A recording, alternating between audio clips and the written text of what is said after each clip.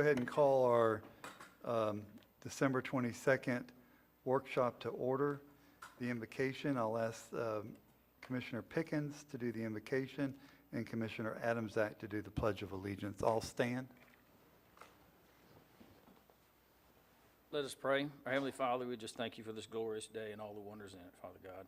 We just ask you to guide the commissioners and staff with their presentation and the commissioners with their decisions in this workshop for the best of our citizens in Putnam County, Father God. We just ask this in Jesus' name. Amen. Amen. I pledge allegiance to the flag of the United States of America and to the republic for which it stands, one nation under God, indivisible, with liberty and justice for all. Thank you, Commissioner Pickens, Commissioner Adamsack. We are going to keep our public comment on this part to the agenda items only. Is there any public comment on agenda items only? Hearing none, we're going to move down. Are we able, I'm going to take a point of privilege and to go right to transportation workshop real quick and move item C up, so the gate at the right-of-way of Lake Howell Boulevard. Mr. Rodriguez, you want to take that one? And then we'll come back to the rest of the.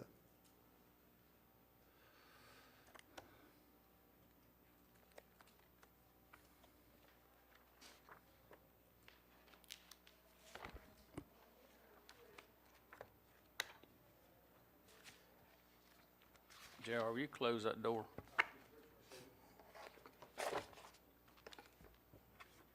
Mr. Rodriguez, go right ahead. Okay, so for this item, at the September 22nd, 2020 Transportation Workshop, there was a discussion about a gate blocking the Lake Howell Boulevard. It was agreed that Public Works would research the road and bring this item back for further discussion to discuss the department's findings. Research findings show that the gate is currently blocking public right-of-way. The Public Works Department is requesting the board review the supporting documents and provide concurrence for Public Works to remove and dispose of the gate blocking public right-of-way. Okay. Commissioner Pickens, this is in your area, correct? Yes, it is. And I actually went down with yesterday to Mr. Paul Coulter, who's in the audience, and looked at this. And so it's a gate that's actually blocking a county right-of-way, a road that's not a maintained county road, correct? It's not a main county road? No, maintained. Oh, no. It's not, as for the class, let's see. I don't think it's a class. I'd have to check on the class, but.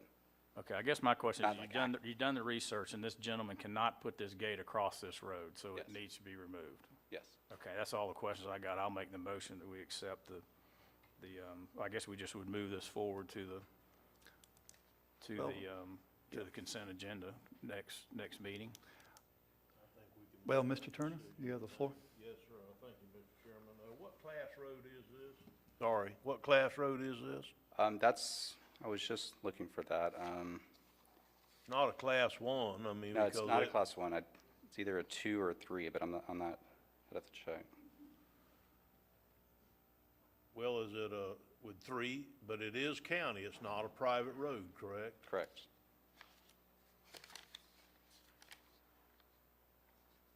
I guess the class doesn't matter as long as you're attesting to me that it is a county road Yes, and not a private road. Yes, sir. We had a surveyor go out there and check to make sure. Okay, I Mr. don't- Rodriguez, Mr. Turner, Mr. Rawls, we're at transportation workshop, the gate at right-of-way at Lake Howell Boulevard. That's our first item that we've taken up. Outside of public comment, there was none. Go ahead, Commissioner Turner, I apologize. Is this an item that as Commissioner Pickens said, would have to go to the consent agenda, or can we just make that decision in this workshop? Because it's not necessarily a resolution or an ordinance change or anything like that. We ought to be able to just make that decision today. Is that Well, what you recommend, Commissioner Pickens? Yes, if we can do that, as long as the survey's been done, because this has been going on for 6 or 7 months to determine whether or not this individual can put a gate across this road or not, and you've come to the conclusion that he cannot, so it needs to be removed. And may I say something too along these lines? I've always said since I've been here, the county needs to protect our right-of-ways. And we have people that put stuff in them all the time, but there are right-of-ways for a reason. And I think this is illegal as it can be, and I'll support anything that needs to come from this board, but frankly, I don't think anything needs to come from this board other than to go out there and say, fella, get the gate, get the fence off our right-of-way, period, end of story. But I think we should give them a date certain. Yeah, well, I thought they did that. Didn't you guys tell them to move the gate? So it is a Class 2, if you look on page 52. So it is a Class 2 road, and we have already sent letters to him to remove it, and with no response. So we've You're gone asking through. Okay, for so- permission for us to remove the gate as a county, right? That's how I'm sorry, what? You're asking for permission. My light's not on. You're asking for permission for the county to remove the gate because he has failed to do what you asked him to do. Yes, it was discussed at a meeting to bring it back to you guys, which is why we're bringing it Okay. back before we do I get it. But yeah, we will be removing it if approved. okay, Commissioner Turner. So do you want approval from us to move it? Does that make you feel better about it? Because I think the thing should have been gone 4 months ago, because it's like Commissioner Pickett said, this has been going on a while. And I've talked to the gentleman in the past myself, but I kind of laid off because it was in Commissioner Pickens' district and no sense of duplicating duties between the commissioners. But, you know, if the thing has been studied and gone, I say take it down. If it makes you feel better to have a motion from the board to do that, then that's fine. But in the future, when somebody decides to put up a gate and it's across our right of way, I don't think you got to bring every one of them to the board. Just go tear them down. They can't obstruct the right of way. Mr. Chairman, if it be the will of the commission, what we'll do is we'll continue to do that very thing, and we'll do the research. We'll bring these back to you as necessary to kind of give you a heads up as to where we are with a particular issue or problem, and we'll move forward with the legal remedies that are necessary that staff has available to them. All right, You want a motion from the board today to approve this, Terry? I don't need a motion, sir. We're going to take the legal course that we need to take to get this gate removed from this property. Okay, thank you, sir. good. All right, why don't we take a point of order, and let's finish up your two things so you can get out of here and get back to Okay. work. Thank you. So let's go with the FDOT Transportation Alternate Set-Aside Project, page 35. Okay, so for this item, at the November Transportation Workshop, the board approved for the Public Works to move forward with the two projects, Springside Trail Sports Complex Trail Expansion and the Curry Road Trail Connector. And Public Works reviewed possible changes in the scope involved with the Springside Trail Sports Complex. It was discussed at the Waterways and Trails Committee on December 10th. The committee did agree with the proposed modifications, but we would like to present them to you for your approval before we come to the next consent agenda with the resolution to apply for these projects. Also, I would like to clarify the scope of work with the Curry Road Trail Connector project. At the November Transportation Committee, it was discussed, but I did want to clarify the scope of that before we add it on to the resolution for signing. Also, I attached some updates that were requested at the last transportation workshop, like where we were with the design of that trail. So I wanted to go over that as well. So to begin, the task order number 5 was issued to Matthews Design Group in November 2018 for the design of the Springside Park Trail Extension through the complex in the amount of $19,900. The task order included design services and geotechnical services. It did not include surveying services. The survey that was provided to them was not sufficient. They needed more information.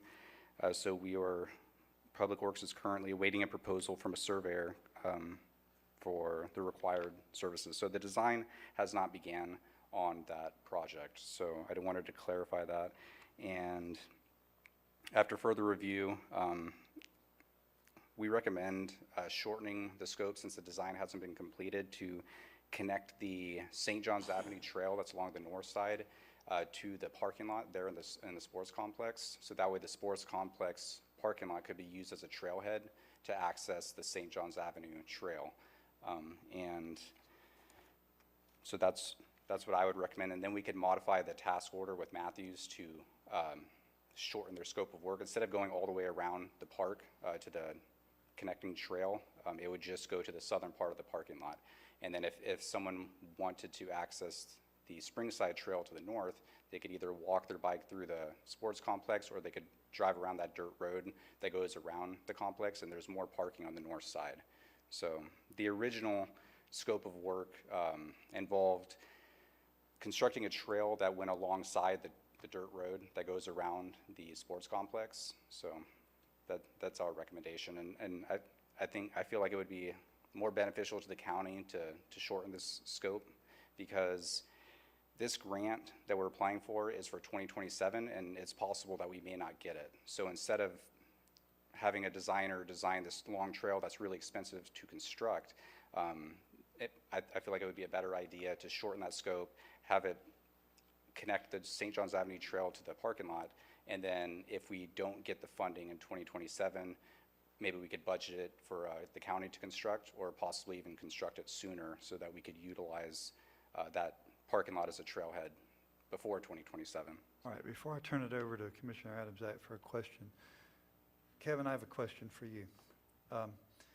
This is going to be in that parking lot area, so we're not going to have to restripe it. We put a sign that the trail starts here and the trail starts there. Is that what y'all have communicated? Because I think if we're going to deadhead it into the south end of the parking lot, there should be some restriping, but to avoid any more cost, I think a sign that says that.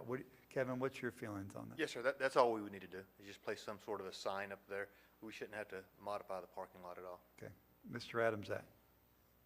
Yeah, and along the lines of signs, I guess is it possible to get a sign where them sidewalks go through, where the kids all have the concession stand and stuff, so that people aren't riding their bike down that sidewalk while there's activity going? Yes, coming off of the other side of the 309, we can put a sign there that, diverts the traffic around. But especially and like when you it's said, though, I have no problem if a bicyclist gets off their bike, walks it through there and cuts across. It's not that far, but I just don't want little kids getting run over by someone on a bicycle. And I was in the meeting, I expressed this there as well to the Trails Committee. But just a little sign that says, what do you say, unseat your bike, or Dismount. dismount your bike here and then remount on the other end or something. Take the seat off your bike. Yeah, unless if you're going around that loop. There was Makes it some hard to concern ride. expressed about people with road bikes, that they may not be able to navigate that road. Yeah. Yeah, maybe that's so or not, but I don't know. It seems pretty navigable. I've been there several times. Yes, sir, we can place a sign there also, that they have them for dismounting and remounting. All right, thank you. Thank you. Mr. Rawls? So at the Waterways and Trails meeting, basically, we concluded that the design that was proposed was not going to be viable, and we were just wasting money, so we wanted the commission to approve us extending it from the parking lot to St. John's Avenue only, the existing St. John's Avenue Trail. That's all we're asking for, that little piece, and then we'll bring that whenever later happens. I agree. Thank you. Commissioner Turner? So, if I'm getting this correctly, the total TAP submission is for 25,840 and 16,548 of that's in-house. I'm sorry, can you repeat that? On the sheet, if I'm on the right sheet, no, that's Taylor Fury Road, excuse me. Let me get to the right one, 42.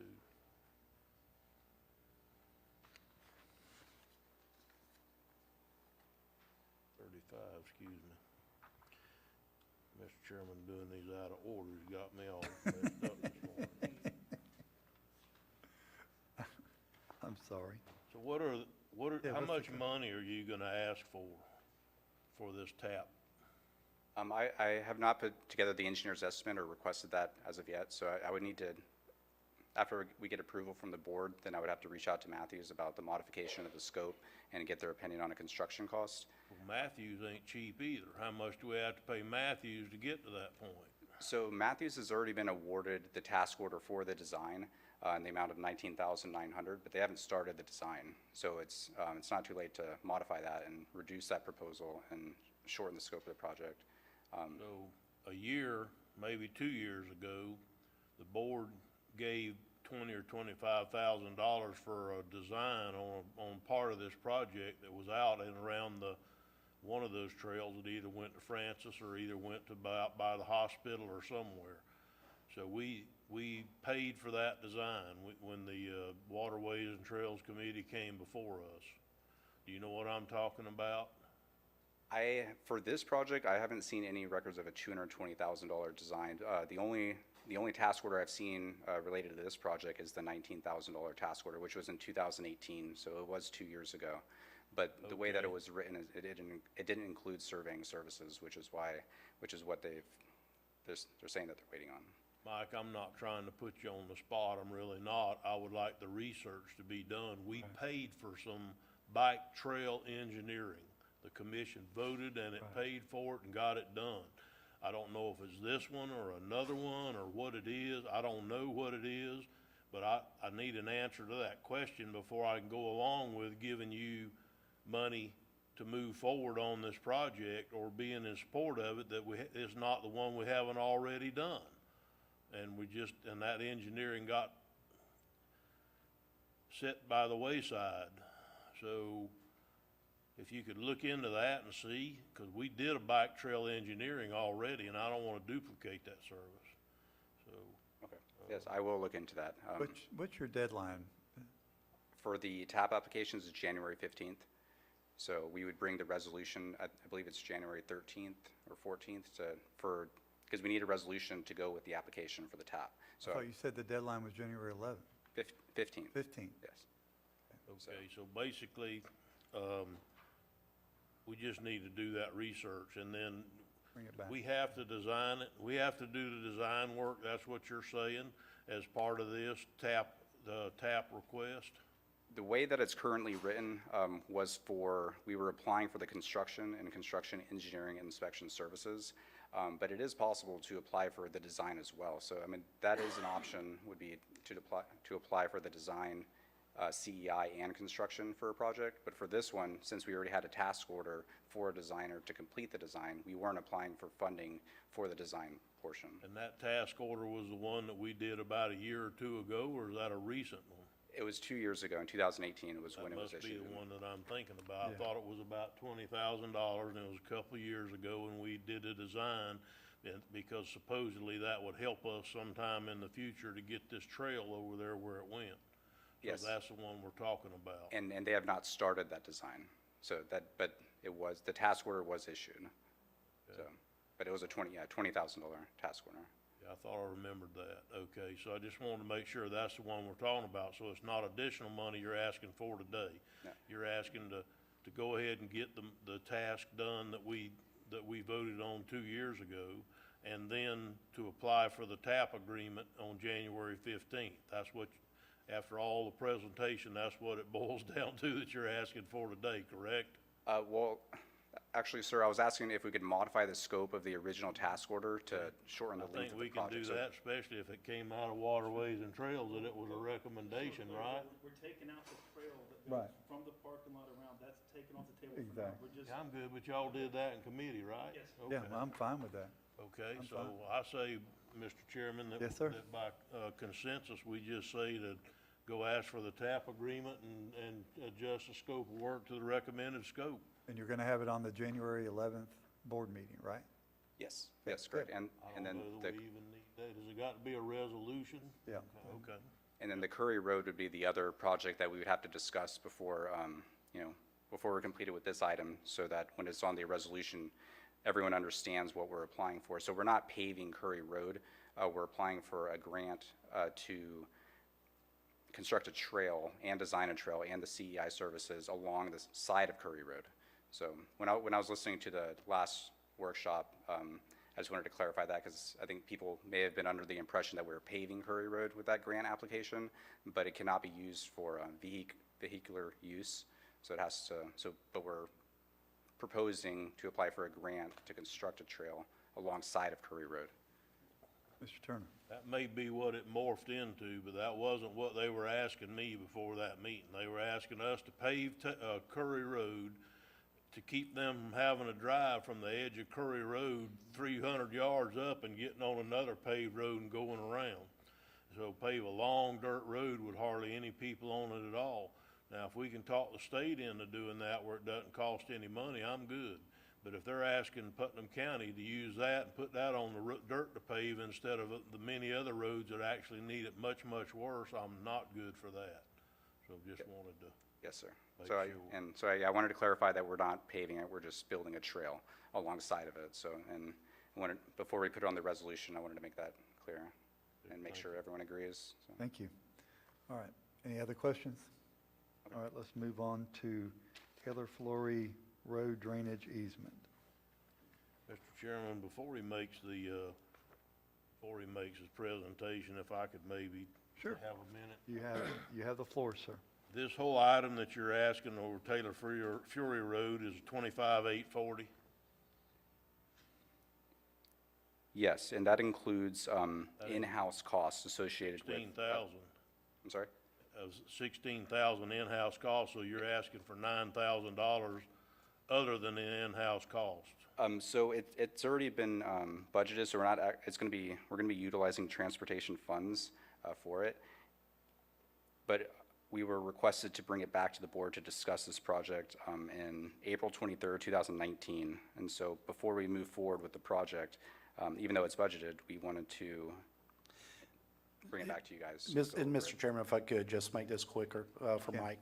This is a budgeted project, but I believe the ability to do this in-house with the materials that they're asking to do is going to be a significant cost savings to the county as well.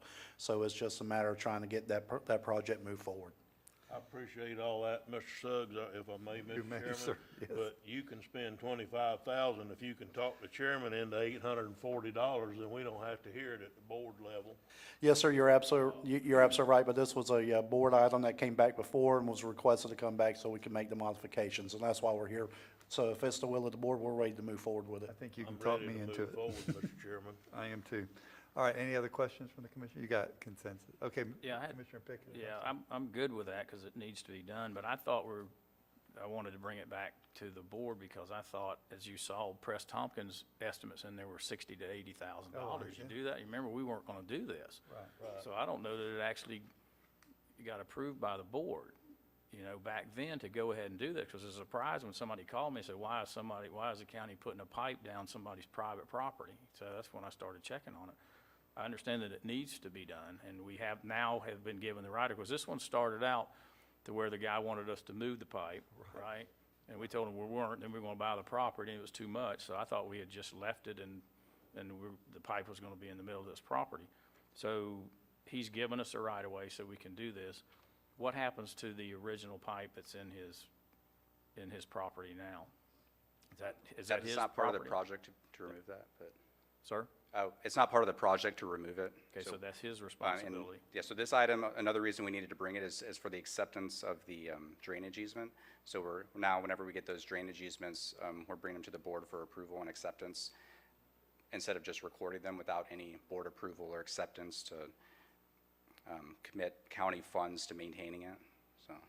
I have a Mr. question. Chairman. Okay, I have one more question. I know when planning and zoning and those type things, when something's gonna happen in a particular area, people get noticed. Will anybody in this area get noticed that why we're doing this work and when and all those things?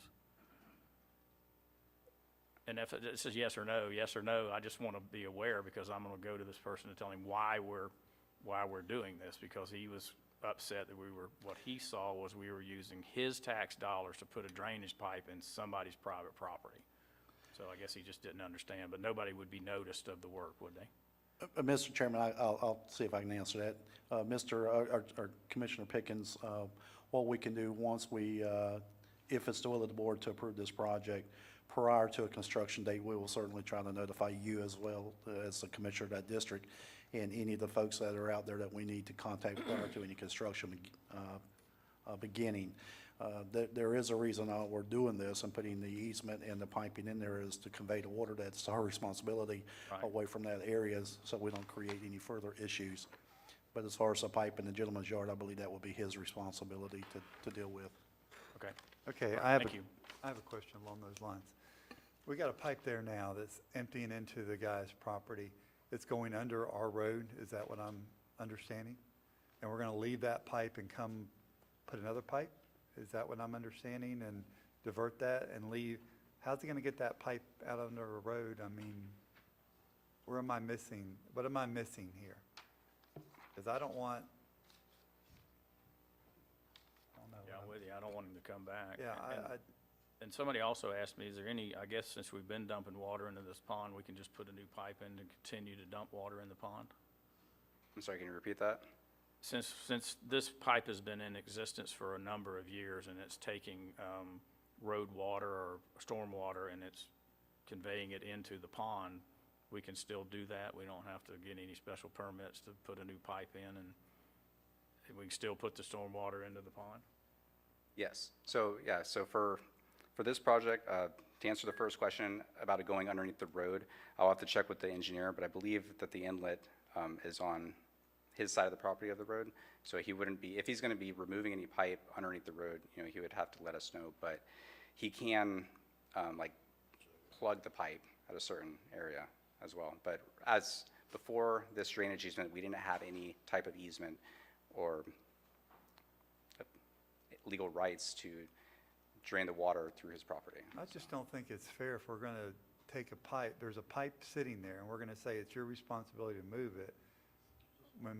But y'all figure that out. I think I think that would be kind of mean-spirited, frankly, but, you know, but. Okay. I mean, I can talk to Mr. Troxel about that as well. Yeah, So if you're that's fine. suggesting that we also pay to Good. remove the pipe. We need to get this project done. Yeah, one more comment. I do believe that the landowner will be able to build a structure on it to where before he wasn't going to be able to do it. Right. Or build the structure that he wanted because the pipe was going down the center of the property, correct? Correct. Okay. Thank you. Any further questions on this item? And we're going to move it forward then. Okay, so, and I don't know if we need a motion or an action to accept the drainage easement, but I just want to make sure. Yeah, we probably do need a motion to Probably accept. got to go to the consent agenda at the next meeting. Yeah, let's move it to the consent agenda on the next meeting Okay, to accept that easement, okay? all right, thank you. Mr. Rodriguez, Merry Christmas. You're done. Oh, I'm But sorry. you're good, Commissioner Pickens, with all this moving forward? All right. Merry Christmas. Thank you. Okay, we're going to go back to the BOC workshop, Parks and Recreation, Tanglewild. Mr. Kevin Stevens, is that you? Page 3 of your agenda. Thanks for turning the air down a little bit. Good morning, gentlemen. Yes, we have before us the Tanglewild floating dock issue that we've brought to a workshop before after conferring with legal. Some background quickly, we received a Rails to Trails RTP grant of $200,000 to finish the Tanglewild project. We submitted as part of that project, along with the walking trail, a boat launch slash kayak launch that was ADA accessible. You have some of those pictures in your packet. The actual floating portion of that ADA launch creates a weak point in the structure itself, the 12 by 18 dock, and it has broken a minimum of 3 times in the 1 year that it was installed. I do have some signed blueprints and drawings from AccuDock, the engineers and all, that state that they felt it was appropriate use for that. And they did give us a 1-year warranty from the time we installed it, and they abided by that. They did come out each time it broke, and they did fix it. That warranty expired July of this year. So shortly after that, of course, it broke again. And so now we are in a position to where we need to repair and or replace that dock. I have contacted the state about possible changes to that or changing the docking itself, but their response was a considerable reason that we received the money from the grant was because we were making an ADA accessible boat launching type area. The conversation continued, and it basically comes down to, as long as we're staying close to the original dollar amount that the state gave us to spend on the project, then it's just kind of a wash to them. So I included some of the information in there. The original was, I believe, $14,177, and then with some of the other accessories that they put in there. So we're in a situation now to where we're going to replace that 12-foot by 18-foot dock section. I was waiting on hopefully getting some drawings from G&A as to what we're going to do, but basically we're going to take the 12-foot by 18-foot dock that's there, remove it completely, and then put another 12-foot by 18-foot dock a solid dock without the floating ADA launch, and we're going to place a minimum of 3 handrails around the dock itself, and double the number of cleats to, I believe he said, minimum of 6 cleats around the dock also, and that will be used for ADA accessibility, to grab onto the handrails, tying the kayaks, canoes off to the launch itself, getting into and then getting out of with the ADA rails as part of that. The number that you see on the front page of the document is, I believe, 8,333 was what AccuDoc was going to charge us to replace it. That's with no warranty at all. The next number, the 12,564, was what GNA was looking at to replace it. And then the third number is the 6,875 is just what Hayward Construction is going to charge us to install that dock. That would be the very first page of what you have in your packet. I did go back through and review some of my numbers though, and I don't know how some of these were off. What I'm coming up with now is that the GNA was 14,030. We had to take the taxes off of there. So that total would be $20,905, and the AccuDoc's replacement would be, with the labor also, of course, $15,208. The initial cost was roughly $20,000, so that's where we're trying to stay in that same ballpark to not mess with the grant. Mr. Rawls? All right, so, not to beat a dead horse, but, Mr. Commander, what is the definition of a latent defect? It's defined in contract, but I'm sure you know better than I do. Well, this thing broke within the first year several times, correct? 3 times, yes, sir. At what point would this not be a lemon that we would just add? It was AccuDoc who supplied the original dock? Yes, sir. Why wouldn't we just ask them to fix the thing appropriately or replace it at no cost? Because it's obvious that what they designed and built was defective from the get-go, and it would be no different than us going and buying a new vehicle and taking it back 3 times. I don't know that we ever asked them to replace it during the warranty period. I mean, that's something that generally happens during a warranty if you have some type of defect that is caused by them. After going back and forth with this on a number of different issues, looking at the architect as well, there wasn't an avenue that we could pursue the architect for this for. And I think also we even looked at kind of what the costs were versus kind of what the cost to enforce that would be. Well, I understand that, but going forward, how do we prevent the public from paying for something and then a year later having to pay for it again because the first one was defective in its design or whatever? I don't know where the defect came from, whether it's design or whether it's materials that were installed, but in my estimation, AccuDoc should step up and just say, okay, here's the remedy. We'll take out the old dock and give you a new dock if you'll accept this remedy and cover the charges. I agree with you. If I recall, some of the comment from them was that the way that we had installed it or used it, there was a problem on some level with that. I mean, I think they were pointing the finger back at us.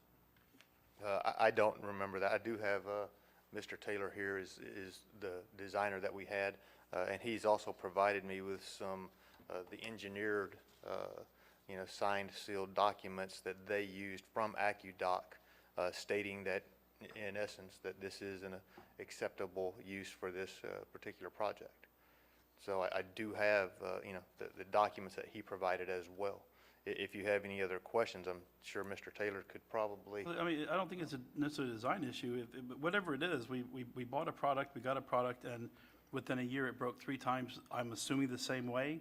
Yes, sir. So then it was defective, they repaired it, the repair was defective, they repaired it, the second repair was defective.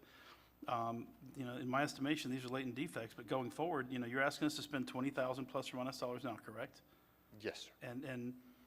But we get no warranty this time, no expectation, and you're saying there's no moving parts, so it's just gonna be a floating dock and shouldn't have any issues, correct? Yes, sir. And the GNA one does come with a warranty. If we go with the GNA route. Was that the labor only one, or?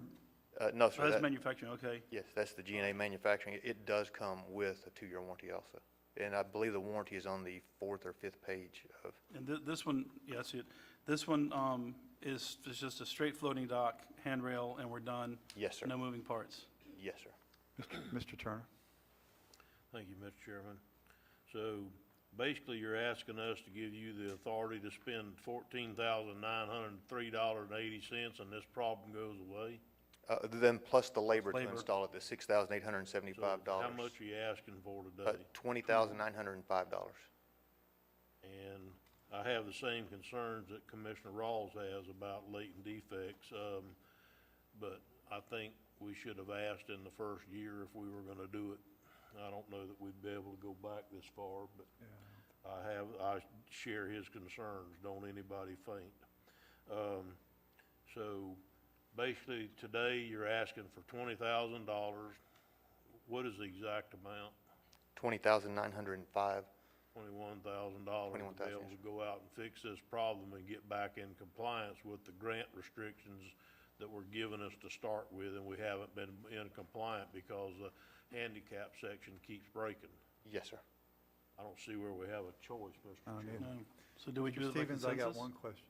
Where does the money come from? Do you have it in your budget, or do No, you- we do not have that in our we're budget. going to take it out of reserves? I have two. We're going to find the money? Staff would ask that you give him a maximum not to exceed, because he still will have to go through the procurement realm. So it could give or take, obviously, that we hope this will be the worst-case scenario, but a max not to exceed. And then staff would bring back to the board a budget amendment advising the most appropriate place to take the money from. 25 grand? Pickens? I wasn't done, Mr. Chairman. Oh, I'm sorry. I'm sorry. Okay. I'll let Mr. No, you Commissioner go. Pickens No, you go right ahead. Go right ahead and finish. So you're asking for a not to exceed 21? Okay, and if it comes in under that, and we give you that not to exceed, the only thing we'll see back from you is a budget amendment, because the administrator has the authority under 25. Is that correct? That's correct, Okay. if taken out of certain funds. But it could be possible that when we get the procurement documents, we wouldn't bring you a budget amendment prior to having an actual physical number, a tangible number. And then at that time, if appropriate, we would bring you a budget amendment back showing if the board action is needed to move those funds, or of course, if it's within his realm and one of the funds he has the ability to move, then he could authorize it as well. Okay, thank you, Mr. Chairman. Mr. Pickens? Yeah, that was along those lines, so it could be the lower amount, so it may not be, the full 20-something thousand dollars, right? Yes, sir, it I- could be. Sorry, I think what staff needs to know is which direction of repair you want to go, and that's what we need to be able to procure, a max not to exceed in that amount. So there's two potential repair options at this time. One, I believe, if I'm not speaking correctly, Kevin, help me, if we continue to operate with the mechanism that we have in place today, logic would predict that we're going to continue to see failures of that mechanism. If we switch to a different designed type dock, the higher of the two amounts that you're seeing there, staff and all involved believe we won't see the mechanism failure. Yeah, I don't want to see the mechanism failure again. I don't No, want sir. I don't see any failure. No, so we're that's- talking ADA. Mr. Yeah. Are you done, Mr. Yeah. Pickens? Thank you. Commissioner Just Rawls. for my edification, what mechanism is failing? Is it the hinge part on the ADA? Yes, sir, where that, if you look at your drawings there, No, I'm familiar with, so where there's no real connection between the outer portion where the ADA floating dock portion goes, and there's about a 2-foot section that's really holding the entire outer portion to the other part of the dock. right. That's it. You've got a little 2-foot section that's connecting it. On the St. Johns River with the winds and everything, there's so much shearing force going through there, it just rips it Okay. each time. So it sounds to me like G&A is going to be the lesser of the two evils, because they're coming with a warranty? Yes, sir. They are the more expensive option, but they do provide us a warranty as well. And, so I wouldn't have a problem going with G&A, and you only have one vendor pricing installation for labor, correct? Yes, sir. So I wouldn't have a problem setting it up to $25,000 and let them run with it. Well, he said this was worst-case scenario, 21. 21. Turner, you have the floor. Thank you, I agree with that. Let's just give him the 21. Is that a motion? Well, I'll make it just a second. Did we already spend money on this repair? Because we voted to spend money on this dock a while back. No, sir, we haven't spent any money. Haven't done it yet. No, sir, no, sir. That, Okay. that Mr. was, Chairman- Mr. Chairman, I move that we take give them a not to exceed $21,000 to fix this dock, using the GNA proposal. Is that what you needed, Julie? We Okay. have a proper motion by Commissioner Turner. Second. Second by Commissioner Rawls. Discussion, Mr. Adamzak. With what you described as what's causing the damage, I mean, it sounds like this warranty that we get from GNA really is of no use either. Does not cover damage by weather, including but not limited to hurricanes, tornado, lightning, freeze, or other acts of God. I mean, it really is saying that what you described voids the warranty. Well, if I could, so what he's saying is you have a big dock, and there's I a little get it. area that drops in for we're taking that out. It's just gonna be a floating dock. So the only moving parts are the U-bolts, the brackets that move it up and down, and the pilings, and you wouldn't be able to warrant that anyways. So So we're not, the connection is what No. broke. Yeah, the connection. this connection broke, not the whole So now we're not dock. gonna have a connection, we're just gonna have a gap that you step over. No, you said to have railing around it. yes, we're gonna have handrails, ADA accessible handrails Right, around. but the two docks are basically next to each other, It's just an gonna be inch and a half apart, whatever one it is. 12-foot by 18-foot floating dock. One piece, no more moving pieces. And that will, Mr. Chairman, if I may. Yeah, you may. And that will keep us ADA, correct? Yes, sir. All right, we got a proper motion, a second on the floor. Any further discussion? Hearing none, all in favor signify by saying aye. Aye. Opposed, like sign, the ayes have it. Commissioners, let's, would it be the will of the commission to continue on, and maybe we can get this knocked out in the next 30 minutes, and we can be done? Sure, If we don't get done by 12:30, we'll take a lunch. How's that sound? order pizza. Okay, Commissioner Pickens, Georgetown Boat Ramp, Okay. you have the floor, sir. Thank you, Chairman Harvey. You know, we've been having the discussions about, you know, moving forward with the feasibility of putting a boat ramp at the Georgetown property. And I want to thank and introduce Mr. David Gerardin right up front. He's done some serious work for us. Thank And you. I want to thank Jim Toronto for getting in and helping also, and also Kevin with Parks and Recreation. So you see in the packet that you got, it has an aerial of what the actual property is in Georgetown. I think a lot of people have not been down there to it, so you can see what it is. And then also, David had been working, and then Jim with, I believe it's a representative from St. John's River Water Management, and I think y'all did do a site visit down there. And we've been waiting on some comments or a report from her, and finally, it was relayed through Brad Purcell. And Brad has sent us some information. We had a kind of a group meeting. Brad was on the phone to discuss some of the obstacles that we would be looking at to move forward with a boat ramp. So I'm going to ask Jim to present some stuff. But Dave, would you like to make some comments about the work that you've done and your opinion on this project? Yeah, what I've done is go out and look at the property and see what the size of the wetlands that we would have to encroach on, as well as look at how deep we would have to go to get the boats in and out. The project has taken a pretty bad turn because of the COVID issue. Apparently, the Water Management District's permitting load has increased just dramatically since the COVID thing, and I have had a difficult time getting them to come out and join me on the project and look at it. But I did get one of the officials to come out and look at it with me, and they have concurred with what I had on the wetland line, so we are moving forward on that. However, an interesting event happened just 2 days ago, which I'm sure you've all read about. The Corps of Engineers is no longer going to be in the permitting issue on this. The Corps has no legislative time frames on permitting. Therefore, they take 2 to 3 years generally on any permit. just because of their load and lack of staff and lack of money. And we're, of course, well aware of the lack of money with this county. But what we need to do now, I believe, is actually take what we have and go back to the Water Management District and do a pre-application meeting with them to discuss exactly what kinds of penalties we would be facing with mitigation or cost, just cost recovery to the Water Management District. We're going to destroy quite a bit of wetlands and in trying to put in a boat ramp.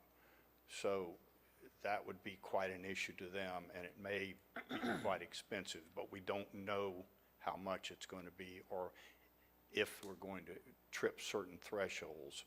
So it's a matter of permitting now, just trying to get to the Water Management District and get them to look at the designs that we have. And we don't really have a design yet, but we'd like to create one so that we can go to them and just see what they have to say about it. Can I ask a question? Sure. Before I turn it over, do you mind? Yes. Good. I was here from the beginning and when we took 9 Mile and Georgetown, and we had some grandiose plans, and I'm not saying that that was wrong. I'm just saying that we thought more grants would come and we could buy the front of the end of the car and hopefully the back end would come. Is this, in your opinion, going to be something that we just cannot satisfy what we told the state we would do on that? And I don't mean to put you on the spot. I really don't. No, that's but fine. It's time for us to be honest. We're already pretty far out of compliance with this thing, which is a shame. Kevin's been working very hard with Florida Communities Trust on trying to figure out how we can come into compliance without costing us a couple of $1 million. I don't know what the grant possibilities are now. The COVID thing has hit not only Putnam County and every other, state in the union, or every state in the union, but it's also hit the federal government as well. So where the grants are or what we can do with this thing, we're not sure of yet. We have explored one other opportunity with Mr. Pickens and myself, Commissioner Pickens and myself. We have an individual who would like to approach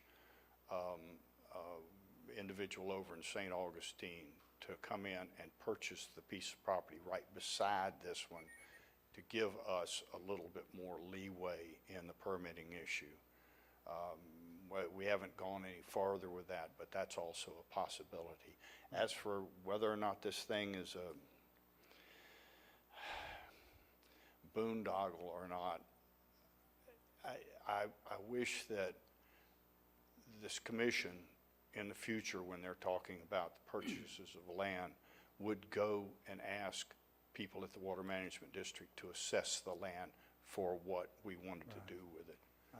This wetland project, wetlands are going to be pretty tough nut to crack. And let me clean, I think the intention was well, and I think that I the agree. place is excellent if it could happen there. But I don't know how much we can continue doing that. So, Mr. Pickens, thank you. Commissioner Rawls, you have the floor. Well, I read Brad's letter, and he talks about 0.62 acres of functional loss. Is that what you're talking about? So is there any way to quantify what, because he's got it broken down into 0.14 for the water and 0.48 for the land. What does that cost for mitigation for a half acre of the mitigation bank? The mitigation banks could cost anywhere between $100,000 and $1 million per acre. Or less. Or less, yeah. I had to go through it, excuse me. No, you're fine, you're fine. I had to go through it once, and I found I was able to mitigate something way less than those numbers. And the 0.14 of water loss, who quantifies that in dollars? Whose authority is that? Water Management District will do that. So is there any way to have a meeting with them before Absolutely. design? Because, you're going to, obviously there's a concept of some sort, we've seen it. Are they willing to sit down and have a conversation and toss out some numbers maybe, or? I'm not sure whose responsibility it is to go to a mitigation bank. It's probably going to be the county's. They would have to research the mitigation banks in the local area, and it has to be in this basin, local basin, to find out what type of costs we can run up on. Hey, real quick, real question. The property that we got from, Breckstone and there's, property left on that that's not been mitigated. Is there any chance of using that for that?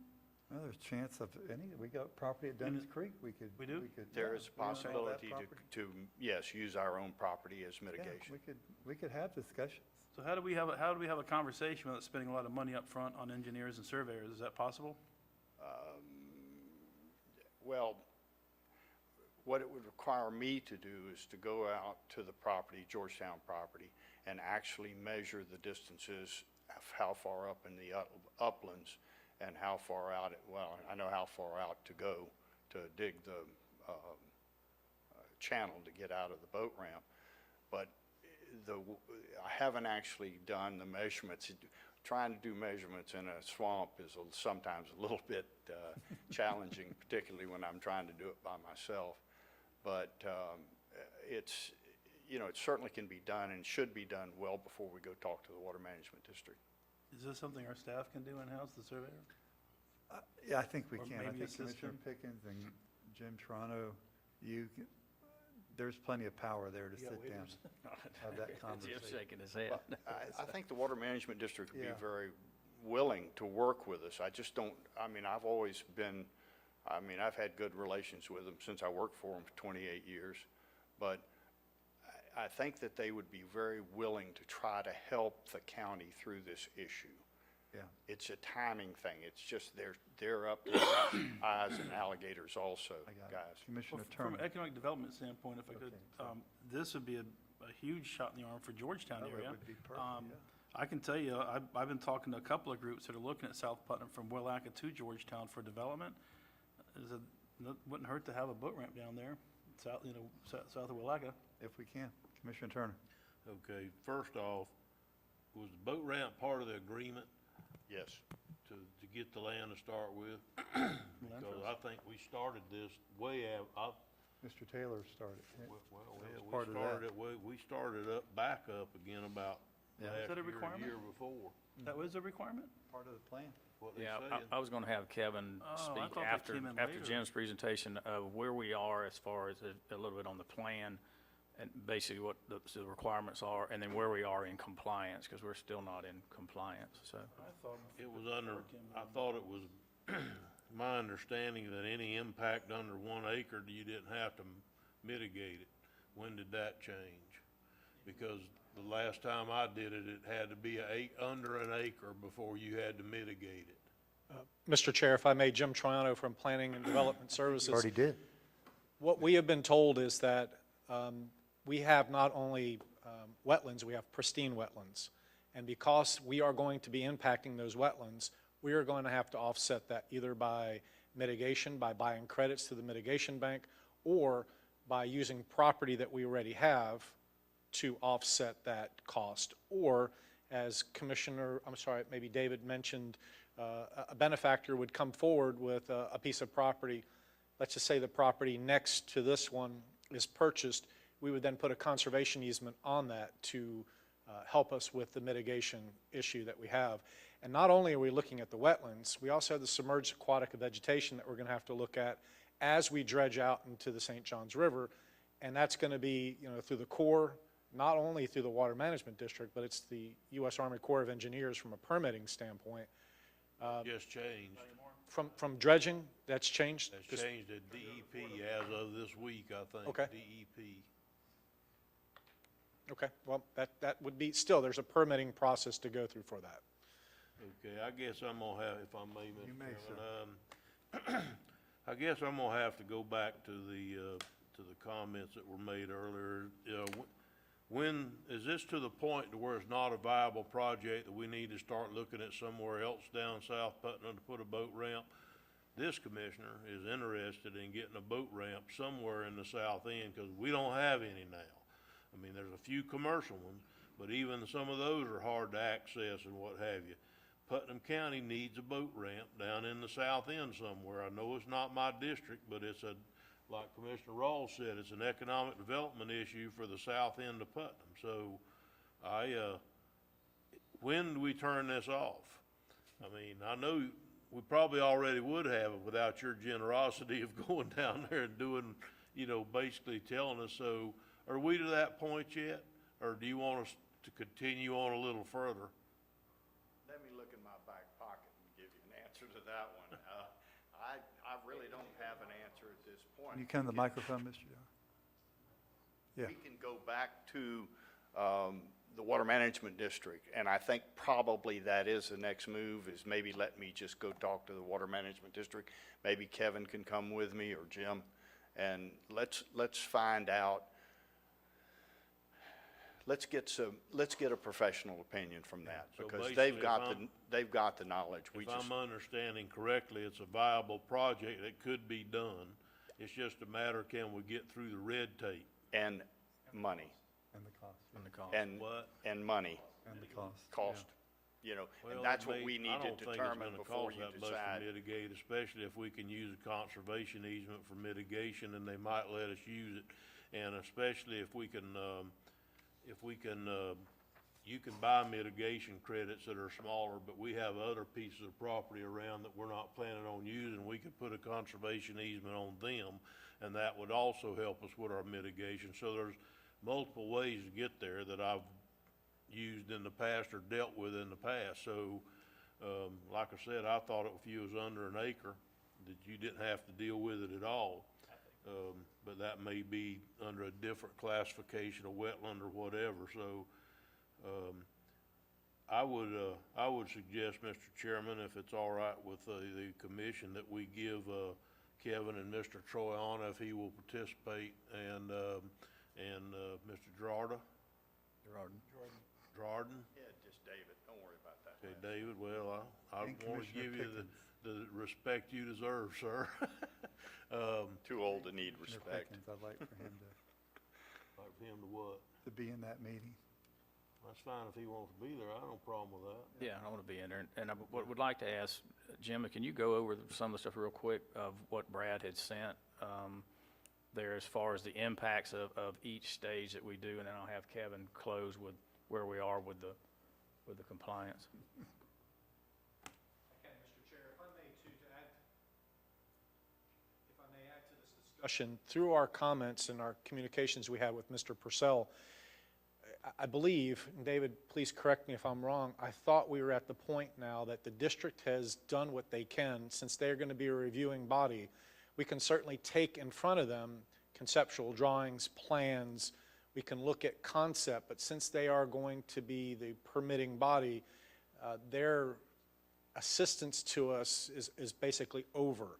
Now, they will certainly review through the permitting process and help us through that, but we have to bring them, I believe that was the concept that we heard from Mr. Purcell, was to bring them whether 10, 20, 30, 100% plan for them to begin reviewing.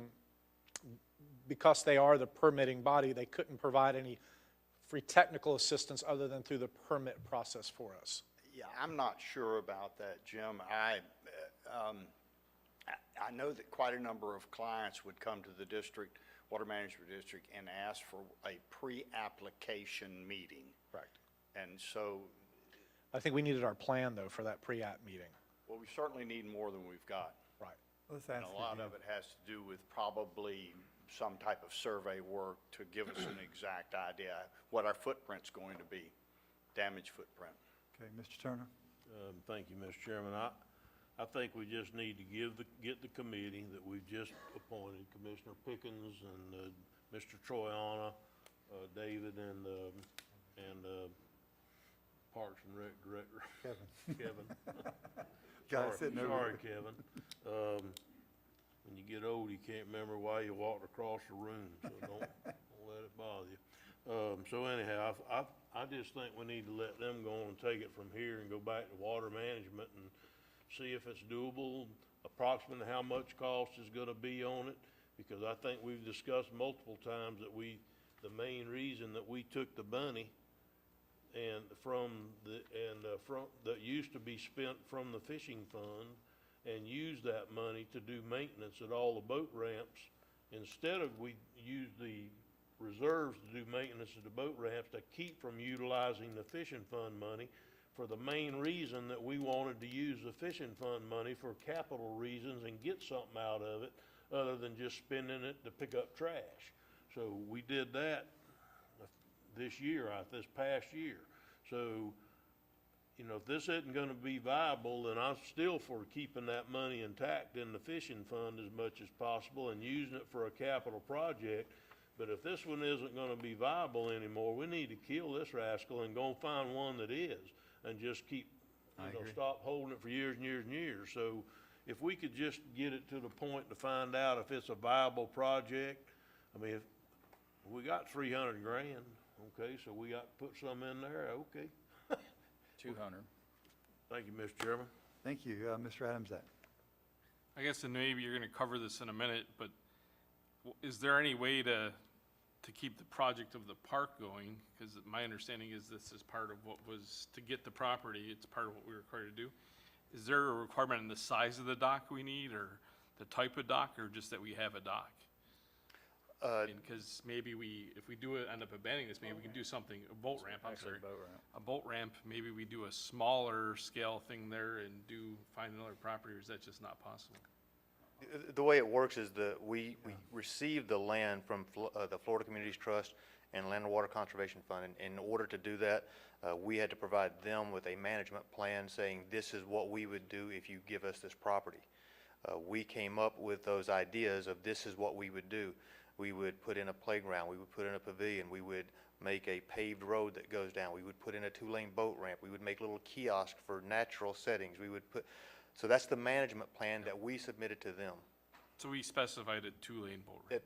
That's what we would do. And so now that is what the state is holding us to. You told us you were going to do this, and now you need to do it. So that kind of puts us into the position of I do have a couple of emails that I can share with you later, but we can't apply for any state grants or any grants until we come into compliance with the management plan. So we can't go to get a grant to build a boat ramp when we already told the state that we were going to build a boat ramp. So that's kind of how that came about. We did put in the playground, we did put in a pavilion. We were led to believe that would have brought us in compliance, but it did not. We are still being held liable for all those other aspects that we said we would do. Or we could just give it back like we did 9 Mile. Mr. Rawls? So, two things, I guess. Would it hurt for us going forward to start looking for an alternative site, so we're not spinning our wheels and wasting time? And then, at the same time, like Commissioner Turner said, be prepared to give this back if need be, unless there is a way for us to negotiate to keep the land as a park, not, and tell them what the impacts are. Are they aware of the environmental impacts that have been brought up? I'm not sure if they're aware of those. I have been in contact with the Florida Communities Trust and Land and Water Conservation Fund, and to see what we can do to change or modify the management plan. Right. That was done 10 years ago under, of course, previous administrations, previous financial times. Things have certainly changed in those last 10 years. So I'm in contact with them now to try and find out what the process is that we need to do to see about altering that management plan, or if nothing else, see if we can change the management plan and proceed in phases of, a phase 1 to conduct this and a phase 2 to do this, so that we can still keep it, maintain it, and just give us another extended period of time to be able to fulfill that obligation. So, otherwise, property values are going up, and wouldn't hurt for us to try to start identifying the potential properties. Mr. Adamzak? So if we found, how are we limited if we found an alternate location, though? It sounds like we still couldn't, just have to build it out of our own pocket. We're gonna build this out of our pocket anyway. It's just brand new location, and if we fail to meet this management plan, what's our liability there? Well, I guess Rich? Eventually, we would have to negotiate about returning the Same property. question. And I think that's something we need to look into and open some communication about, to see what that looks like for us. And Mr. Chairman, I have a note written here to reach out to the Florida Communities Trust and just see what our options would be, because this is getting to be a project that is morphing into something much more. So let us just work on that and see where we can, what information we can bring back to the board. Because we have built assets there, so I mean, if we gave it back, then Right. what do we do with those assets as the state? Now, the state's not gonna be like, hey, we have a park now, I mean, what's, Those Maybe are all do we- conversations that we can have once we get a communique back from Florida Communities Trust, what our options would be for them, and then we'll come back to the board and present. so at this time, are we doing anything more than just maintaining the property? Do we have any other projects in flight in hopes that this happens? This Maybe we project should here is the stop. project that was moving forward. Right. We've done the other projects, the playground and the pavilion and things of that nature, working towards the compliance issue that we have with this property. This is the next issue that we have on this property. This is the project that we're trying to now bring to some type of, hopefully, resolution one way or the other. And then we'll have that conversation again with FCT to see where we're at and what options may be available to the county for this property. And do we have any other properties that are in a similar status to this? Yes. What are those? I can get with you after this. I'll have to look them up. Is it just one, or, I mean, I guess I'm I can tell you concerned that. that we have One of multiple. those is 9 Mile Swamp. Just 9 Mile. Okay, so just, Okay, this so is we'll, 9 Mile basically. yeah, that's a 9 Mile Swamp issue that we've been dealing with for a while. Okay, thanks. Commissioner Turner? I think Tanglewild's pretty close. Pretty right. Tanglewild's closed, we're good with it. I will be shocked if we get any kind of a deviation of the management plan, because we worked hard on 9 Mile to get a deviation to the management plan that would allow us to cut the timber in a prudent manner, take the income from the timber and manage the property, and that blew their ass up. So, we didn't have any choice. That's a San Mateo term, Rich. That So, language is not going to be That used. donkey went flying. So anyhow, maybe we will, and maybe we can find out. Certainly wouldn't hope, I don't mean this badly, but I think that conversation needs to come a little higher up the ladder than Kevin. I think we need to talk to those people and find out if there's any leeway. Tell them we'd like to build a boat ramp. It may not be possible. If water management's gonna make us spend $500,000 between water management and now DEP, not the Corps anymore, if it's gonna cost $1 million to build a boat ramp, then yes, that might be and they're gonna be all nasty about it, then it may be our only option is to give it back too. I mean, that may be it. So, but they sure didn't care. I mean, when we went to them and asked them for some deviation in the management plans at 9 Mile, they didn't care a lick that it was gonna cost money or not cost money, or we couldn't get in compliance, or we wanted to use the money from the timber sales, to help manage the property and get in compliance or whatever. They didn't care. They didn't care. Well, let me kind of wrap this up. I think you got your marching orders to get with the committee and go to water management, get back. I think in that time frame, administration will contact with you, see if we can alter that management plan, and then bring it back. And then we need to decide if we're going to put lipstick on this pig or if we're just going to let the pig go wild. One or the other is going to happen. Could I Yes. get Jim Toronto just to go quickly Very over briefly. what Brad had done? Just to briefly, and Can then you do briefly? then we'll move this thing on. But we were just really looking for direction. We're to the point where whether is this thing viable or not? And then how do we move forward with this? Do we hire somebody to try to get us a plan? Do we just go to water management? Can we deviate from the plan that was sent, the management plan? So those are some of the things we want to discuss. But Jim, I think they need to be done in order, if I may, Mr. Chairman. Yes, you may. I think they need to be done in order. Now, obviously, the next step is to find out what leeway we have with the management Management plan. plan. And once that's done, if there is some leeway or what have you, or then the next step would be to try to come up with how viable a project is it to put it down there. Because if it's gonna cost $1 million, I don't believe this commission's gonna spend $1 million, put a boat ramp down there. I don't think they'd spend $1 million to put one in East Palaca where it's in the central of the county, much less that far south. I don't mean that badly, Commissioner, but, it's the access of it would be better up here than it would down there. So, you know, I have no problem with Mr. Troyano, doing whatever he needs to do, but personally, I think that this needs to go through the first couple of steps before we. You okay with that, Jim? Yes, sir. Yes, sir. Good. Okay. You done? Thank you, Okay. David, Kevin, and Jim. So, Julianne, we have one item from you, and then Human Resource. Give me a time frame on how long that will take you. How easy will you agree? Tell me your time frame. I could be 3 minutes, but Okay. again, it's gonna depend on. Angela, how long for those two items? Mark? All right, I think we should just move on. We're I close. agree. Okay, Julianne, I'll take this one straight on. This is the same program we've been doing for Yeah. years. All they're looking for is approval to move them forward to sell them, isn't it? So you have 3 items all in Three one items, here. We yeah. have 9 that have been escheated that we want you to give me approval to go ahead and declare surplus let's and take set them it. one at a time. Okay, number 1, I do the nine properties that we need to put out for bid. yep, I I need say yay. consensus to make them Yes. surplus and a minimum bid number. Yes. I got no Well, problem. what did we do last time? $20? Yeah, let's do minimum, Whatever we did last time's fine. yeah. So item 1, we have consensus from all the commissioners to put it out Yep. for bid. Mr. Adamzak? So although I do like this program, I think we can improve on it. So I would like to see it be something that we talk about in the future. For today, I'm not going to say no, but I think there's ways we can put these properties out for sale that create more participation and create a better return for the county.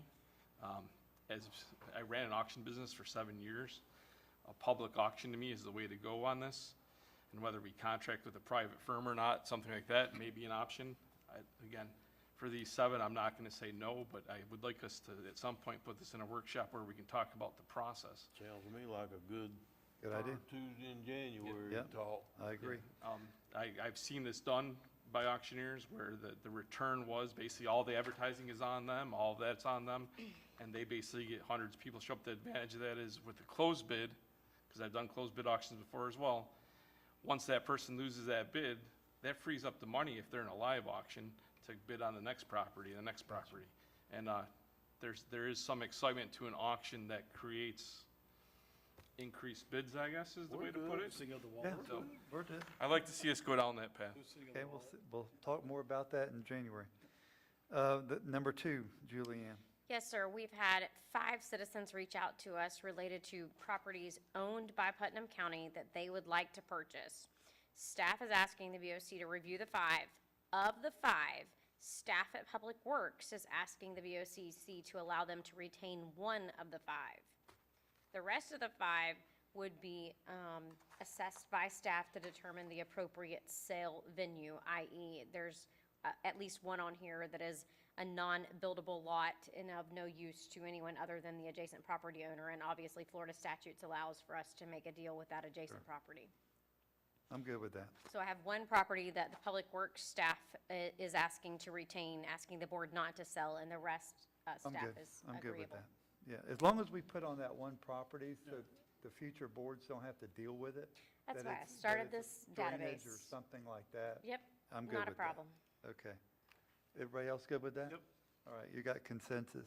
The other one. Again, I'm sorry. Number Can I 3? use that same minimum bid number if any of these go Yeah. to bid? Okay, Yep. thank you, sir. Mr. Chairman. Yes, sir. So you wanting to sell them, Yeah. which is fine, but you're gonna put them in a silent auction on ones that they've been requested? No, sir, I'm gonna review each of them to determine which criteria they meet. And if they meet the criteria for being an unusable lot, valued less than what the statute sets out and only usable to the adjacent property owner, then we could do the private sale in that manner. Otherwise, they would go into the same bid as the other 9 escheated properties. Okay, thank you. Yes, sir. Number 3. I can Yes, tell sir. you right now, I'm not interested in taking on any property. Unless Give me it's really- consensus to that, and I'm good with I it. mean, unless it's viable, unless you say it's got to be done. I mean, we've got enough things people want to donate to us. Yeah, no, absolutely. And Public Works staff and Parks and Recreation staff both reviewed the 4 offers that are being donated, and neither department has any desire in any of the 4 properties. Commissioners, what's your pleasure on that? I said unless we have a use for them, no. I think that should be our standing policy right now. Okay, fine. I'm done. We're done with We're that. doing the tax rolls. Angela, you're next. You got Human Resources, page 28 and 32.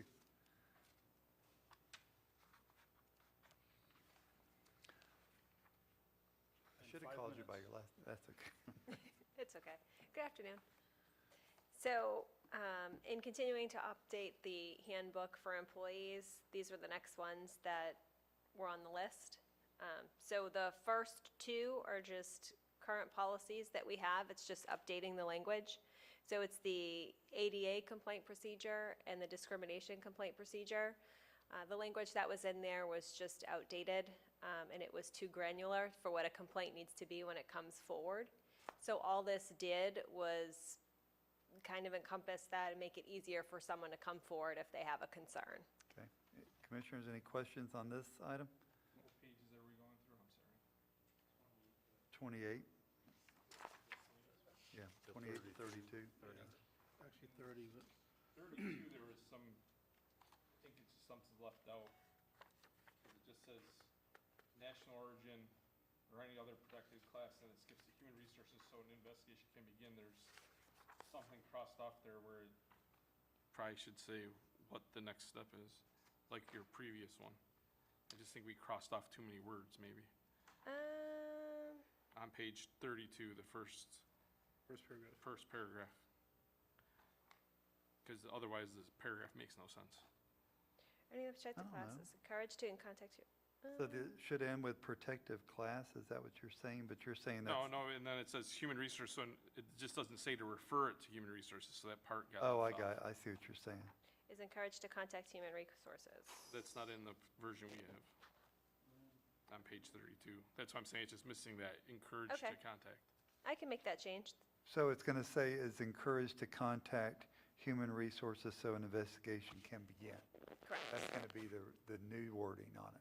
Correct. Thank Would you. that, would that be in writing or just, It'll be in writing. They can contact in writing, or they can, for ADA, they can contact verbally as well. Yeah. And then we can ask them to put it Okay. in writing for us. Good catch, Mr. Adams. Good catch on that. All right, I'm good with that, with the changes that we just talked about. Is that Okay. how that's going to be worded? Yes. Okay, good. All right, go on to the next one then. And then the final one is a new policy to put forward, so it's an out-of-class policy, in case that we have people who are unable to come to work, that if someone who's stepping into their shoes can take on some additional responsibilities and be compensated for that. I thought we already did that, or was that just kind of a, I mean, it was around when I got here, but We don't have an official policy not for an it. official policy on it. So, okay. So basically, the salary will increase 10%, but not up to the person's salary at that point.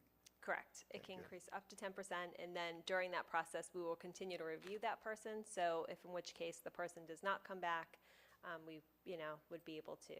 Gotcha.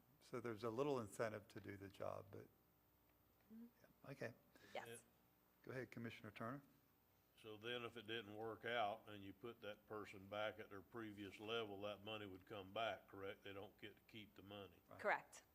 It's Mr. just Chairman, while they're performing those duties. Mr. Chairman, if I could, I asked for Hang this on, policy. Mr. Suggs. I'm sorry, my Hang on just a apologies. second. Mr. Adamsack had his light Okay. on first. You could answer that, but I guess the duration, we're just saying that, so we should be not to exceed 180 days, so that means that basically comes to Mr. Suggs to re-up it for 180 days?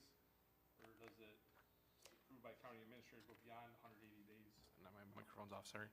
So what's the process if it goes beyond 180 days? Because aren't we in that kind of situation with the Parks Department right now? yeah. Where we're way beyond 180 days and he's still interim? He's not interim. sir. Oh, so he's officially the director? They live in Okay. a position. Okay, cool. Yeah. Well, let's say we had a situation like that, whatever it is, once we get to 180 days, is it a renewal for 180 more days? If you just, if we just haven't found someone or the person isn't back from sick leave, whatever the case is that created the situation? I believe it states that it's up to the county administrator that would make that decision, and we would certainly do it on a case-by-case basis, depending on the situation that we're in. The policy came But about. your intent is not to leave those positions open. Oh, no, sir, Correct. no. The reason why this policy came forward is I asked HR to put this together is we're currently in a situation where we have one of our supervisors, department heads, that's out quite a bit. And, You know, so we've got someone that's been stepping up for days on end to take on additional duties and responsibility with no ability for us to compensate. And so I thought that was a situation we need to rectify. So this is nothing more than when we have someone that needs to fill that position for whether for several hours or several days, we have the ability to compensate them for taking up those extra duties and responsibilities. Understood. Commissioner Ross?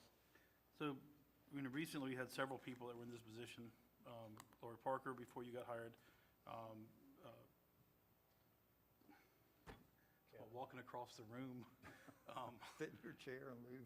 EOC operations. Brian, there you go. Brian Simpson.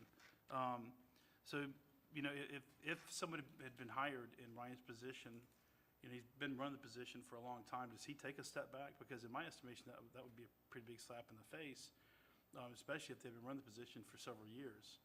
So how, you know, should that be addressed, or, you know? So when we're asking someone to do interim work, it should have an end date, which is why we have in the 180 days to encompass that, because at the end of that, we should be reviewing, is this the right person for us? Are we going to go to market and try to find somebody else?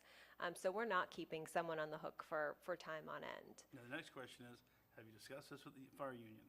Because that's going to happen on a regular basis, where a lieutenant takes off and an engineer steps up, or engineer takes off and firefighter steps out of grade. So there is something in the new, Contract? thank you, You're in welcome. the new contract that addresses that, but this is just really for, But is theirs compensated, or they just let us step up for that one shift and come back down? They don't get compensated, I don't think, do I they? believe there was an incentive for them to step up. I can't remember off the top of my It's not head. 10%. I don't think it's 10%. No. So that's what I'm saying. I just. Because it's putting like that out per there. shift I think of every it's a time. great idea, don't get me wrong. And I think it's been long coming, but I think there's a few more tweaks that need to be modified. So if somebody does get stuck in a position where we're unable to fill a top position for whatever reason, for any length of time, that maybe we consider not taking them backwards, because, I mean, I know how I'd feel if I was in a position for 6 months and then took a 10% pay cut. You start getting pretty comfortable with that and making life decisions, so. But they knew that going in, too. They do. And I mean, our hopes is that when we put someone in an interim role, that they would step into that role with some, you know, additional guidance and mentorship from people in leadership positions. Mr. Chairman, not to prolong the conversation, but we're talking about two different things. We're talking about interim roles, and we're talking about out of class.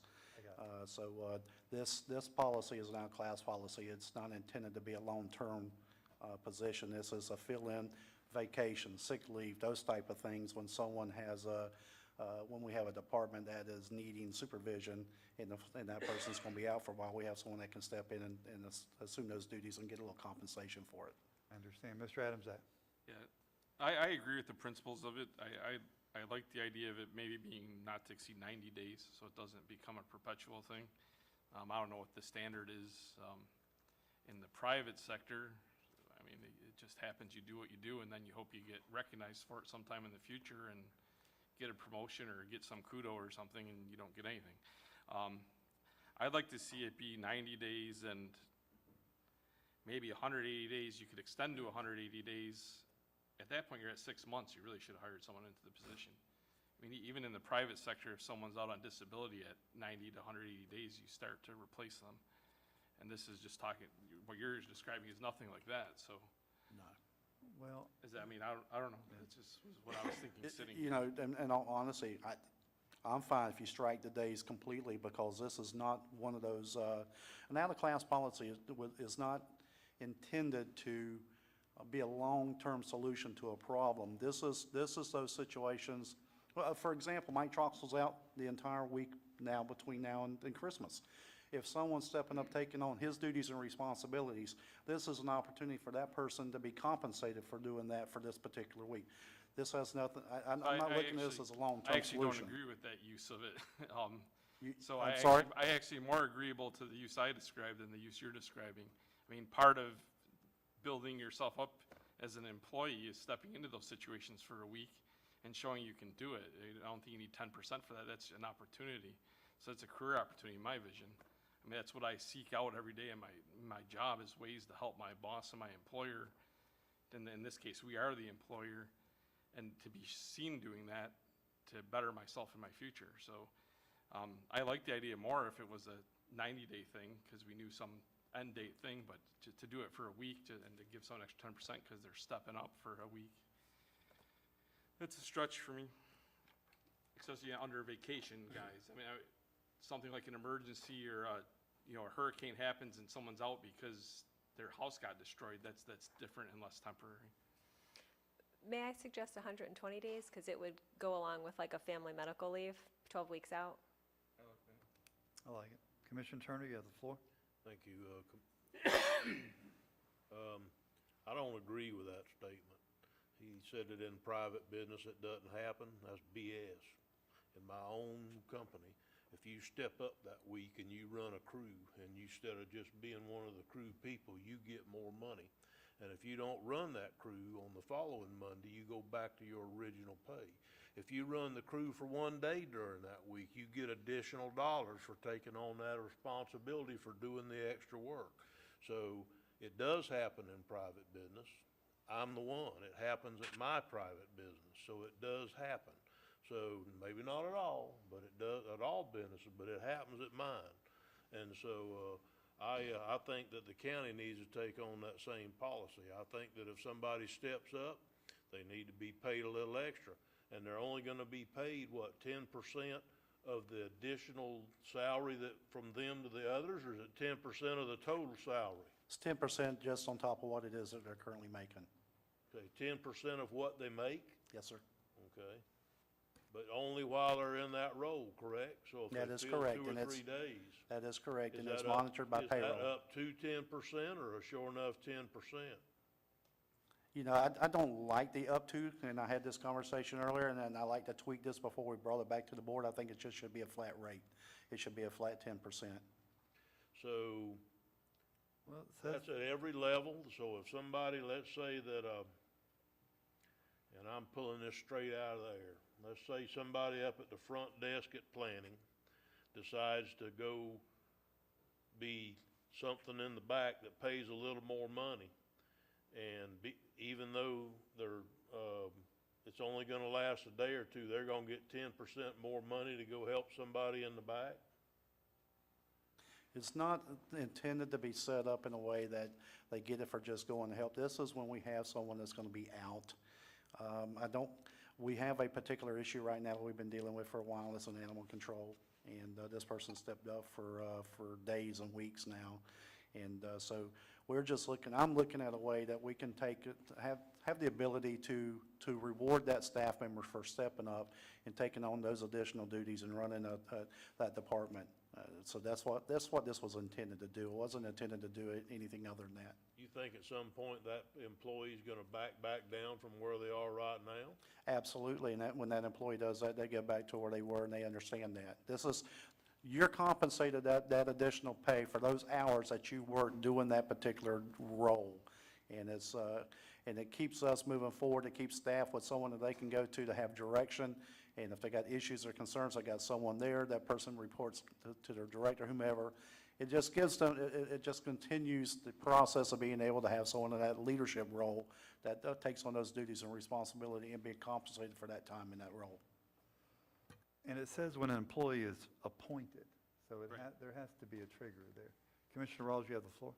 I think part of the pitfall of this is very subjective.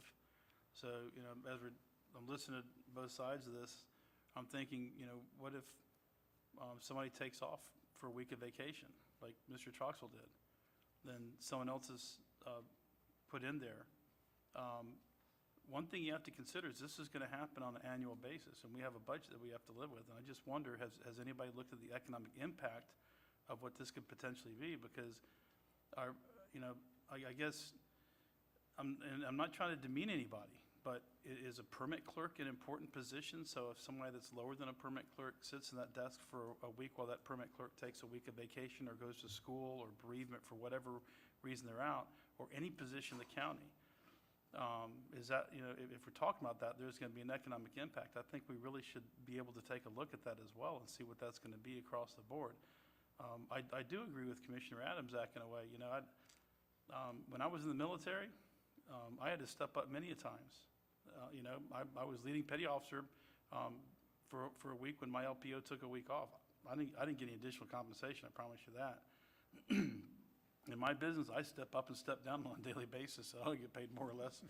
Actually, I just get paid less, but, you know, in all fairness, I think this needs to be more than just a casual conversation or workshop. I think we really need to noodle this out and look at the impacts and also the emotional impact that it has on the employment community when folks, some people are moved up and some people aren't.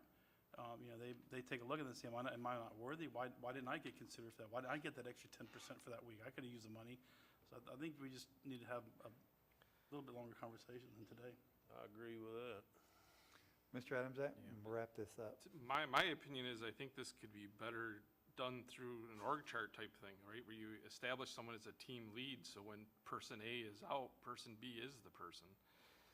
And that allows that person to develop their career and have that opportunity to have another, and it wouldn't even necessarily be a position, right? Right now, I'm the team lead for the Midwest, which is from Alabama to Ohio, right? I get no extra compensation for that, but I run 12 guys because it lets my boss not have to interact with every little detail at the low level and allows him to do some stuff that's strategic. I think something like that in our infrastructure, and granted, I'm still new, so I'm getting the org chart. I haven't gotten the full org chart. But I think if we do things like that, it gives people more paths and more steps in their career potentially, and kind of solves this problem that we're trying to do with a few sentences. All right, I think the trigger here is appointed, and that's up to staff to do that. So, and I like the 120-day suggestion that you had. So for now, commissioners, are we willing to move this forward to give them some direction to clean this up and bring it back at another date? We can have this discussion as we go forward.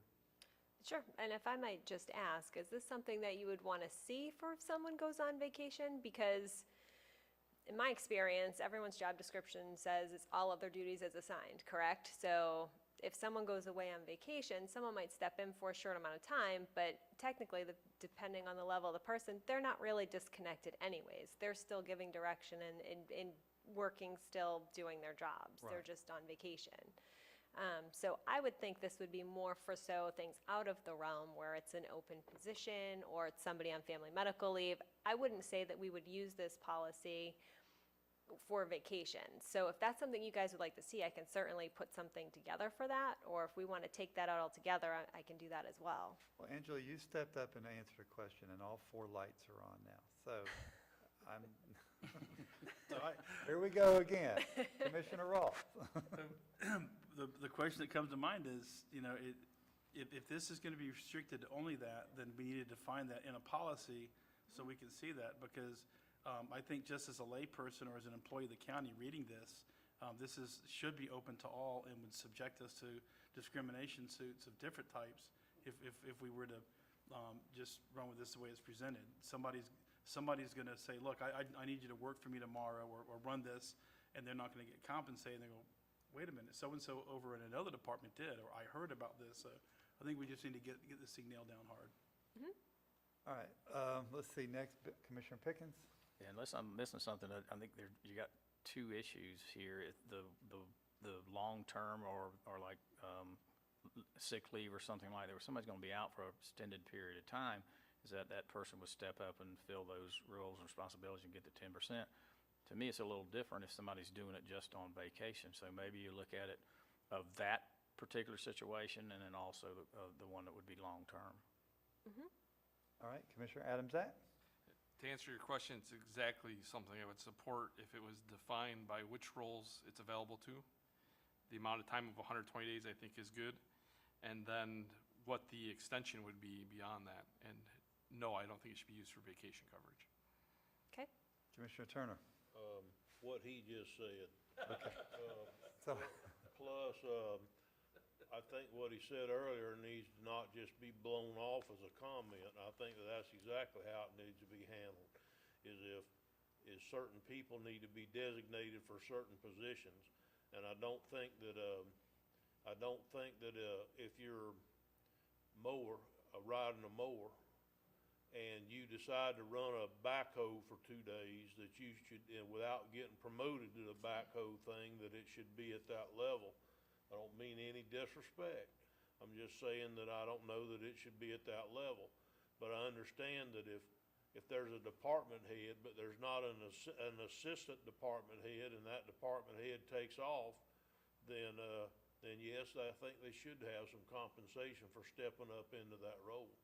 So, I think you know you need to bring this back to us Yep. on this one. So why don't you massage it and identify it and take our suggestions and bring that one back? Well, this was really helpful to help me design it going further, so I appreciate it.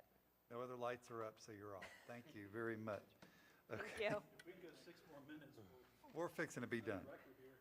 Commissioner requests. I'll start with Commissioner Rawls.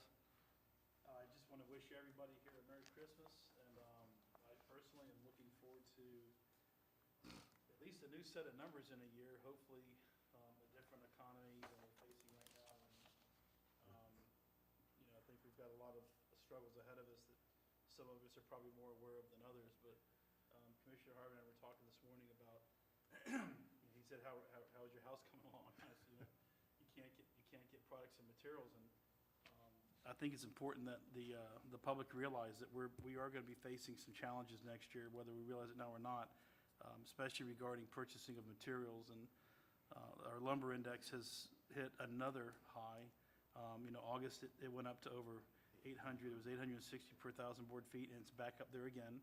Plywood has gone back up. A little bit it came down, is now shot back up. So we're going to be facing some interesting times ahead of us. And personally, I would like to see us get to work on the budget sooner than later, because we're going to need to address some of these issues. But again, this is the Christmas season. It's a joyous season. It's a chance for Christians to celebrate the birth of our Savior and our faith. And I just want to thank everybody for their participation today. With the morning session, that was very informative, very interesting. And hopefully there'll be some conversations that come out of that that'll move us in the right direction. Commissioner Pickens. Just want to wish everybody a Merry Christmas. Enjoyed working with each one of you and look forward to 2021. Thank you. Commissioner Adamsack. Merry Christmas to everybody, especially staff. Appreciate everything everyone does. Appreciate everything everyone's done for me since I took this seat. There hasn't been a single person that I haven't gotten everything I've asked for, but hasn't tried to get me everything I asked for in a timely manner, so I appreciate that very much. The few things I'm waiting for are recent requests, so it's not a big deal. I look forward to working with you guys more next year, in the next 3 years, I guess, or maybe some of us 3 years, I don't know. Depends on the politics situation. I love each and every one of you guys. I love everyone in this community, regardless of which side of that earlier statement it was. I am going to do everything I can to bring unity between those two groups. It probably is an effort in futility from what I heard even in the hall walking out of here, but I'm going to approach both of those groups as a private citizen to try to bring some sort of unity, because there are things in our society that need to be addressed. There are currently people that are enslaved in the United States. There are currently people that are given injustices based on their race and their minorities and discrimination. I don't know that applies to a physical being or not. In my opinion, it doesn't. But hopefully we can make some headway there as well in the new year. Thank you, Mr. Adamsack. Mr. Turner. Thank you, Mr. Chairman. When you're trying to get the record for the longest meeting, I think you just got it done. I tried. No lunch hour, no naps, hardly any recesses, no nothing. Okay. Again, I want to give everybody a Merry Christmas like I did this morning and all that stuff, but I'm ready for this meeting to be over, so I'm going to quit. Merry Christmas, all. County Attorney? Start on my 21-point plan for the new year. No. I just want to wish everyone Merry Christmas and a Happy New Year. Thank you. County Administrator?